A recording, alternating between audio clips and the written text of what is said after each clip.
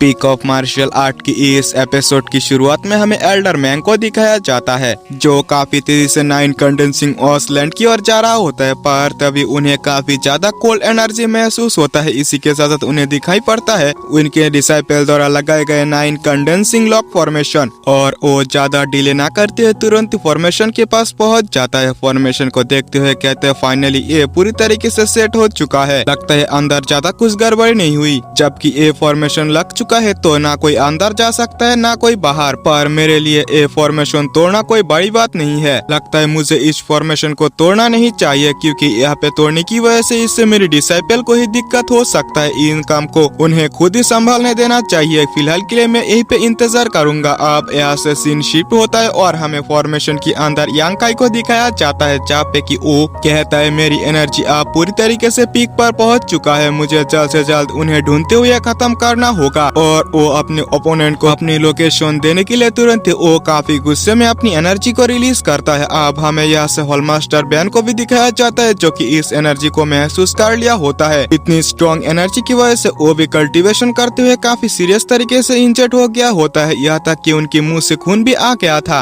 वो कहता है इस लड़की की फॉर्मेशन की वजह से पहले से ही मेरी कल्टीवेशन काफी ज्यादा सप्रेस हो चुका है, और इस लड़की की किलिंग स्पिरिचुअल एनर्जी की वजह से मेरी कल्टीवेशन के अंदर अचानक से रुकना पड़ा, इसलिए मेरी करंट कल्टीवेशन सेपरेशन रियलम की 9th लेवल से भी कम हो चुका है। उस अटैक ने मेरी डेंटियन के साथ साथ जो मेरी मेरिडियन है वो पूरी तरीके से ब्लॉक कर दिया। लगता है कि हमारे लिए ये काम इतना भी ज्यादा आसान नहीं होने वाला, पर मैं एक ट्रू एलिमेंटल स्टेज की कल्टीवेटर हूँ, मैं इस तरीके से हार नहीं मान सकता। दो जूनियर ने मेरे साथ खिलवाड़ करने की कोशिश की, अगर मैं उन्हें ना मार पाया तो मैं मर्द कहलाने के लायक नहीं हूँ। और वो ये कहती काफी ज्यादा गुस्सा हो गया होता है, पर लियांग हुई कहता है हॉलमास्टर आप इतना ज्यादा टेंशन क्यों ले रहे हो। उस बच्चे ने यहाँ पे अपनी लोकेशन को रिवील करने की कोशिश की, समझो कि वो अब तक मर चुका है। अब यहाँ से सीन शिफ्ट होता है और हमें यांकाई को दिखाया जाता है। वो सोचता है ना जाने मिस जिया की हालत कैसे होंगे, यकीनन वो पूरी तरीके से सेफ होंगे और मैं भी अपनी पूरी बेस्ट देने की कोशिश करूंगा। पर उसकी ये कहते उसे महसूस होता है कि वहाँ पे कोई पहुँच चुका है, क्योंकि वहाँ पे पहुँच चुका था ब्लड बैटल गैंग की वो तीनों डिसाइपल। वो आते ही यांकाई से कहता है तो यहाँ पे तुम छुपे हुए हो। इसी के साथ साथ वहाँ पे जो सीनियर डिसाइपल था वो नोटिस करता है कि यांकाई की जो कल्टीवेशन है वो एक दिन के अंदर अंदर ही ओपन यूएन रियलम की लगभग हाफ स्टेज पर पहुँच चुका है। यांकाई उन लोगों से कहता है तुम लोग इतना ज्यादा पावरफुल नहीं हो कि तुम लोग मेरी सामना कर पाओ, लगता है तुम्हें यहाँ पे यंग मास्टर लैंग के आने तक इंतजार करना चाहिए। पर उनमें से सीनियर डिसाइपल कहता है हम तीनों ही तुम्हारे लिए काफी है, तुम्हें इतना ज्यादा चिंता करने की जरूरत नहीं है। यांकाई सोचता है अगर ये तीनों एक साथ मिलकर उसके ऊपर हमला करता है तो शायद वो इनकी अटैक को डॉज कर पाए, और वो सोचता है क्यों ना इन सब को एक एक करके पूरी प्लानिंग के साथ किल किया जाए। इसी के साथ वो उन तीनों से कहता है लगता है ब्लड बैटल गैंग जो है वो पूरी तरीके से बेकार है, क्योंकि वैसे बस कमजोरों के ऊपर हमला करना जानते हैं। ये सुनने की बात वो तीनों डिसाइपल तो पूरी तरीके से गुस्सा हो गए होते हैं और वो तीनों ही तुरंत यांकाई को घेर लेता है। ये देखने की बात यांकाई भी तुरंत टेंशन में पड़ जाता है। इसी के साथ यांकाई भी तुरंत फाइट करने के लिए रेडी हो गया होता है। इसके अलावा उसके पास और कोई रास्ता मौजूद नहीं था। उनमें से जो सीनियर डिसाइपल था वो अपनी पावर्स को एक्टिवेट करते हुए कहता है मैं सेपरेशन रियलम की एक कल्टीवेटर हूँ, क्या तुम्हें लगता है कि तुम मेरी सामना कर पाओगे। और वो तुरंत यांकाई के ऊपर हमला कर दिया होता है। यांकाई भी अपनी फिस्ट से उसकी अटैक को रोकने की कोशिश करता है, पर वो जो सीनियर डिसाइपल था वो यांकाई के ऊपर भारी पड़ते जा रहा था। एक टाइम ऐसा भी आता है वो यांकाई को पीछे भी कर देता है। यांकाई ये देखने की बात सोचता है मुझे जल्द से जल्द इसे हराते हुए यहाँ से तुरंत ही भागना होगा, क्योंकि यहाँ पे यही सीनियर डिसाइपल है, इसे अगर मैं किल कर पाया तो शायद से मेरे पास चांस है। और दोनों ही एक दूसरे के ऊपर अपनी अपनी पावरफुल अटैक से पंच कर दिया होता है। यांकाई यूज करता है अपनी ट्रू यंग एलिमेंट को और तुरंत ही यंग एलिमेंट से उस जो सीनियर डिसाइपल था उसके हार्ट पर अटैक करता है। इस अटैक से उस डिसाइपल का तो कुछ नहीं हुआ था, पर यांकाई को काफी सीरियस तरीके से इंजर्ड होना पड़ता है। वो डिसाइपल कहता है मुझे नहीं लगता कि तुमने फेंगयू टावर के डिसाइपल्स को किल किया है, क्योंकि तुम इतने ज्यादा पावरफुल हो ही नहीं, मेरी एक ही अटैक को डॉच नहीं कर पाए और सीरियस तरीके से इंजर्ड हो गए। पर यांकाई कहता है थोड़ी देर देखो, पर तभी तुरंत ही वो जो सीनियर डिसाइपल था उसके हार्ट में तुरंत ही काफी ज्यादा पेन होने लगता है। इसी के साथ साथ वो तुरंत ही नीचे गिर गया होता है, क्योंकि यांकाई की जो यंग एलिमेंट था उसने उसके हार्ट को पूरी तरीके से खराब कर दिया होता है। इसी वजह से उसकी वहीं पे मौत हो जाता है। वो दोनों जूनियर डिसाइपल भी समझ नहीं पाता कि अब उन्हें यहाँ पे क्या करना चाहिए। यांकाई के पीछे ना जाते हैं वो वही वहीं पे सोचने लगता है। इसी के साथ साथ एक डिसाइपल कहता है लगता है कि हमारी सीनियर को किल करने के लिए यांग काई ने किसी सीक्रेट वेपन का इस्तेमाल किया है। ये सीक्रेट वेपन लगभग 8 रैंक का होना चाहिए। हमें इसके बारे में तुरंत ही यंग मास्टर लैंग को नोटिस करना चाहिए। वो आकर इस सीक्रेट वेपन को यांग काई से छीन सकता है। पर वहाँ पे जो जूनियर डिसाइपल था वो कहता है सीनियर लगता है हमें इस बात को यंग मास्टर लैंग को बताना नहीं चाहिए। हमें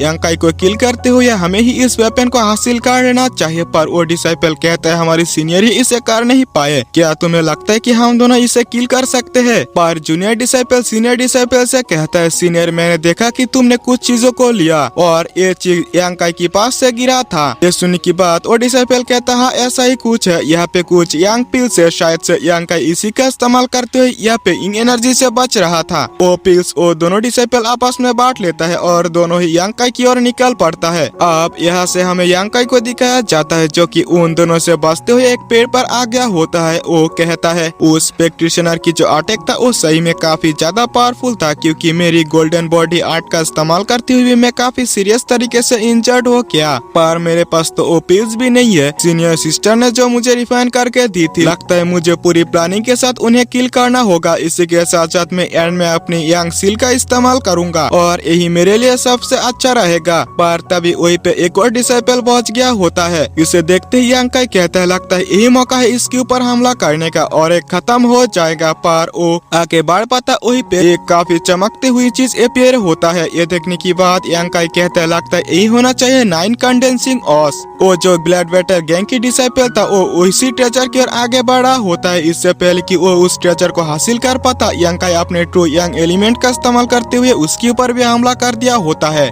इस अटैक की वजह से उस डिसाइपल की काम तो वहीं पे खत्म हो चुका होता है। पर इस डिसाइपल को खत्म करने की बाद यांग काई जैसे ही 9 कंडेंसिंग ऑस की ओर नजर डालता है वो तो वही से डिसअपियर हो चुका था। यांग काई सोचता है अरे नहीं ये तो बहुत बुरा हुआ, लगता है फाइट की वजह से 9 कंडेंसिंग ऑस जो है वो डेंजर को सेंस कर लिया था, इसी वजह से वो यहाँ से डिसअपियर हो गया। लगता है मुझे जल्द से जल्द यहाँ से चलने की जरूरत है। अब यहाँ से सीन शिफ्ट होता है और हमें मिर्जिया को दिखाई जाती है जो कि यांग काई के बारे में ही सोच रही होती है। वो कहती है ना जाने मेरी जूनियर ब्रदर किस हालत में होंगे। पर तभी उसे महसूस होती है कि वहीं पे कोई पहुंच चुका है और वो तुरंत ही अलर्ट हो जाती है। यही पे जो ब्लड वेटर गैंग की दूसरा डिसाइपल था वो वहाँ पे पहुंच चुका था। वो कहता है मैंने फाइनली तुम्हें ढूंढ ही लिया, मेरे लिए यहाँ पे सिचुएशन ज्यादा मुश्किल ना करो, तब शायद से मैं तुम्हें आसान मौत दूंगी। इसी के साथ साथ मैं इसके बारे में यंग मास्टर लैंग हुई को भी नहीं बुलाऊंगी। पर तभी मिर्जिया कहती है जूनियर ब्रदर क्या तुम यहाँ पे पहुंच चुके हो? वो डिसाइपल कहता है मेरे साथ नाटक मत करो,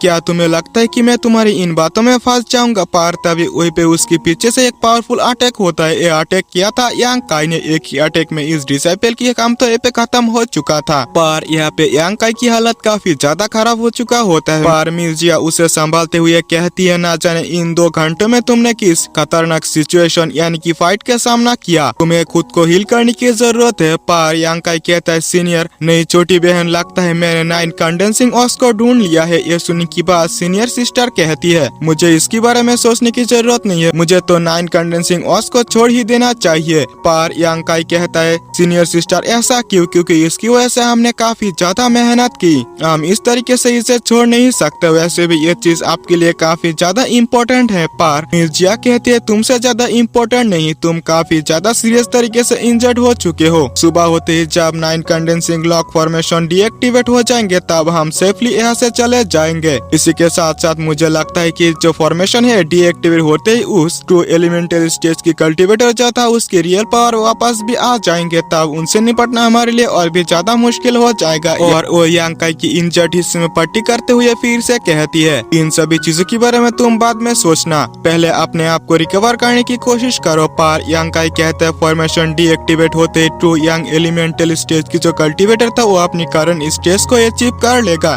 तब तो हमारे लिए बचना और भी ज्यादा मुश्किल हो जाएगा। लगता है सबसे पहले हमें फॉर्मेशन डीएक्टिवेट होने से पहले उस 2 यंग एलिमेंट वाले कल्टीवेटर को किल करना होगा, तभी शायद से हम यहाँ से जिंदा बच पाए। इसके अलावा हमारे पास और कोई चॉइस ही मौजूद नहीं है, चाहे कुछ भी हो जाए हम यहाँ पे मौत तक लड़ने के लिए पूरी तरीके से तैयार है। और इसी के साथ ये एपिसोड भी यही पे एंड हो जाता है। तो अगर आप लोगों ने अभी तक हमारी चैनल को सब्सक्राइब नहीं किया तो प्लीज कर लेना। इसी के साथ साथ वीडियो को लाइक जरूर से कर देना। ज्यादा से ज्यादा आप लोग वीडियो को दोस्तों से शेयर कर सकते हो। मिलते हैं नेक्स्ट वीडियो में आप लोगों से, तब तक के लिए बाय बाय।